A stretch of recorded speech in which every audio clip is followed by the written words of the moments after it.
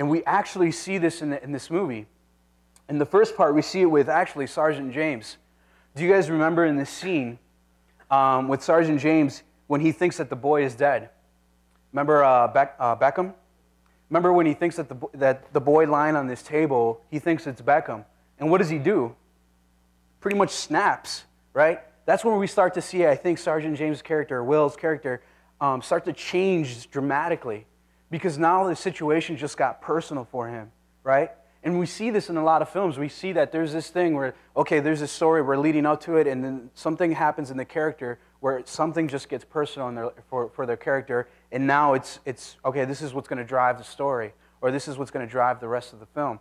And it happens here a few times, it happens for each character, each of the three main characters. So we see that happen for Sergeant James when he thinks that Beckham is dead. And then he goes off, right? I mean, he goes off the camp, and he goes and tries to find who's responsible. He ends up in the house. He gets dropped off, and it's just a complete stranger who then, he's confused and what's going on. And all of this kind of, it just kind of happens after he, it got personal for him.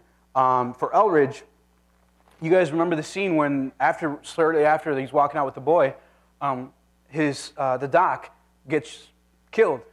He gets blown up. And then what does Eldridge do right at that point? He just loses it, right? At that point, it got personal for him. It's personal. All right, things are going to change. Things do change after that. It gets personal. For Sanborn, I love Sanborn, his character, and I love what happens with his character when it got personal for him. Remember the scene when they're in their room and they're drinking and they're punching each other, and he doesn't want kids. He starts talking about it's just a pain in the butt. But in this particular scene, you remember what happens. It's one of the last scenes. Everything changes for him. It just got personal for him.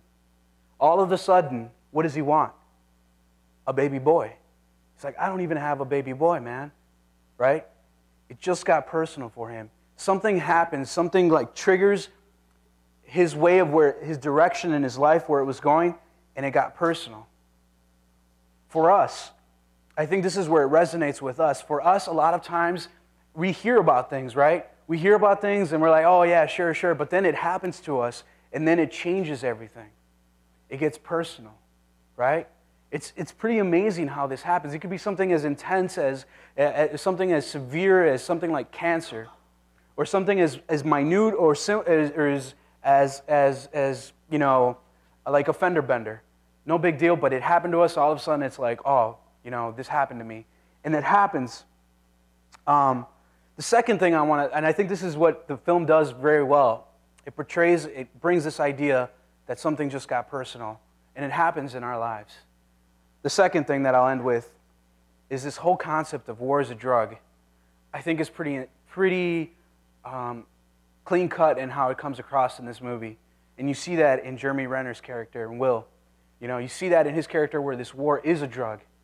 And for Sergeant James, you see that his drug is war. But when you talk about it and apply it to us, for us it could be blank is a drug, right? It may not be that we're there, and a lot of people aren't like this, right? A lot of people aren't in Iraq, and they just want to go back every time, right? You said it must be crazy to want to go back there. A lot of people aren't like that, so that's not their drug. For us here who aren't obviously in Iraq at the moment, for our day-to-day grind, our day-to-day life, there is something. What is that something? And I think that this is a question that if you think about it, this film is asking. What is that drug for us, perhaps? It could be... I got a question. Yeah.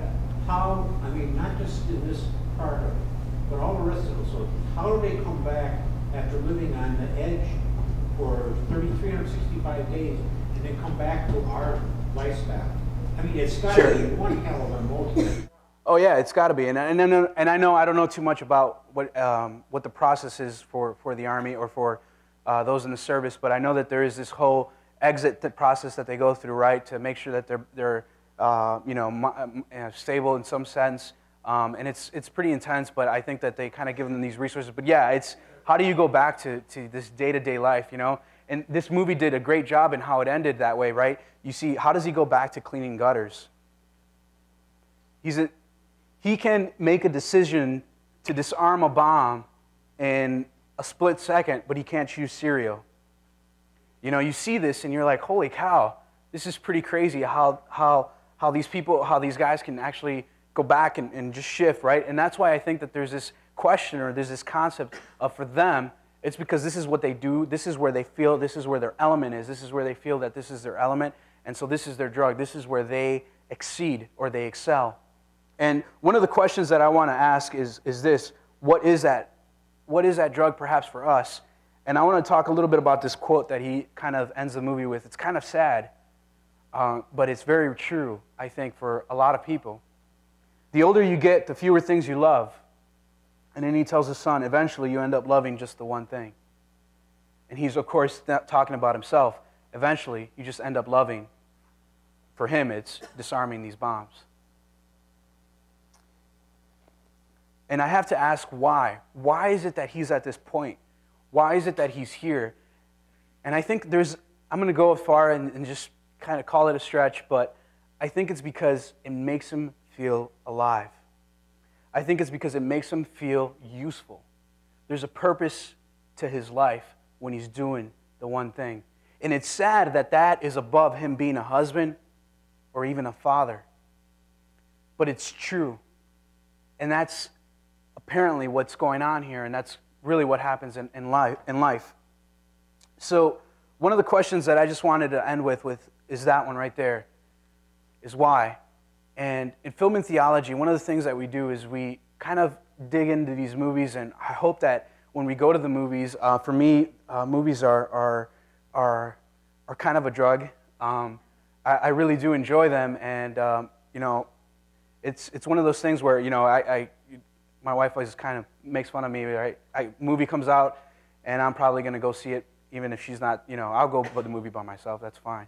And, you know, I just kind of weird, I guess, but it's okay, right? It's just little things like that we know that there's something in every one of us that perhaps this is what it is. But one of the things that we ask is, when we watch a movie with film and theology, one of the things we try to pinpoint or challenge is, when we watch a movie or any media that we consume, whether it be music, whether it be film, print, whatever it may be, that there's always something there. There's a message there, and we got to kind of dig deeper, right? That definitely is the case, I think, in The Hurt Locker. Does anyone catch why it's called The Hurt Locker? Did anyone? In the beginning? Did you catch kind of why it's called?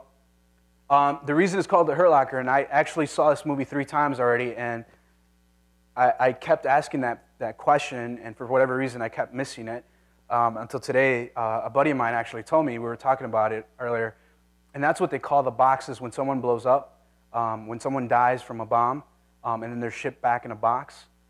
That is called The Hurt Locker, and that's one of the reasons, or that's where the title comes from, The Hurt Locker. So I thought that was pretty cool. So one of the things that I'd like to challenge you guys is, as we go out and watch movies, as we go out and partake in this narrative that is that cost us what does it cost now? $20, right, with popcorn and all, and taking the significant other. You know, when we partake in that narrative, what is it that we are partaking in, and challenge ourselves to just reach a little bit beyond that. All right, so I appreciate you guys coming out tonight. Our next film and theology is in, what is it, Kevin? April. Our next film and theology is in April, so we'll let you guys know. Visit mercyhill.org, and we'll start announcing what that is in the next few weeks. So I hope you guys enjoyed it. Did you guys enjoy the Hurt Locker? It's pretty intense, so definitely I'd like to thank David for hooking us up with some Blu-ray here, and thank you guys all for just showing up tonight and being a part of this. So happy viewing, guys. Thanks a lot. Have a good night.